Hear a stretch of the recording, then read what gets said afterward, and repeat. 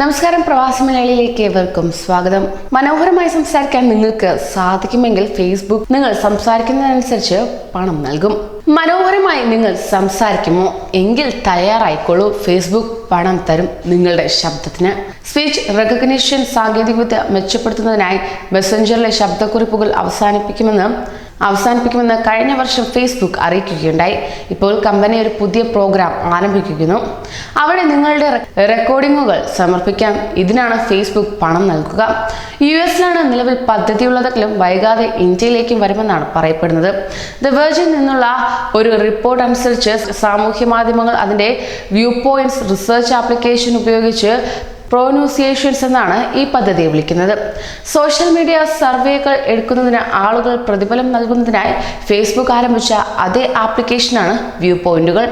എന്നാൽ ഇപ്പോൾ നൽകുന്ന പ്രതിഫലം വളരെ കുറവാണെന്ന് നെഗറ്റീവ് റിപ്പോർട്ടുകളും പ്രചരിച്ചു വരുന്നുണ്ട്. അതോടൊപ്പം തന്നെ ഓരോ റെക്കോർഡിങ്ങിനും നിങ്ങൾ 200 പോയിന്റുകൾ നേടും. എന്നാൽ 1000 പോയിന്റുകൾ എത്തുമ്പോൾ മാത്രമേ ഇത് റിഡീം ചെയ്യാനാവൂ. അതിന് $5 വച്ച് ലഭിക്കും. അതായത് ഓരോ റെക്കോർഡിങ്ങിനും $1 വീതം നൽകുമെന്ന സാരം.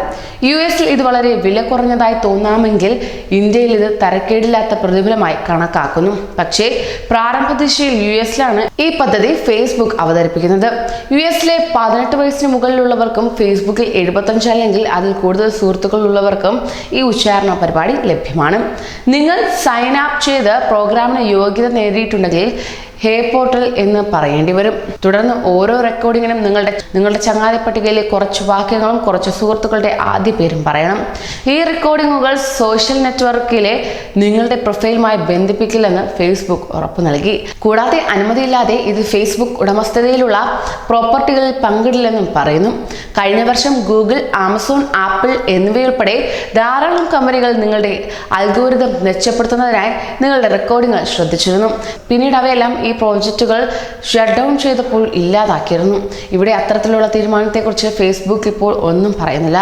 ഉപഭോക്തൃ ഡാറ്റ കൈകാര്യം ചെയ്യുന്നതിലെ കമ്പനിയുടെ മുൻകാല റെക്കോർഡും പണത്തിന്റെ പ്രതിഫലവും കണക്കിലെടുക്കുമ്പോൾ ഈ പ്രോഗ്രാം തികച്ചും സുതാര്യമായിരിക്കുമെന്നും വേണം കരുതേണ്ടത്. കൂടുതൽ പ്രവാസി വാർത്തകൾക്കായി ഈ ചാനൽ സബ്സ്ക്രൈബ് ചെയ്യൂ.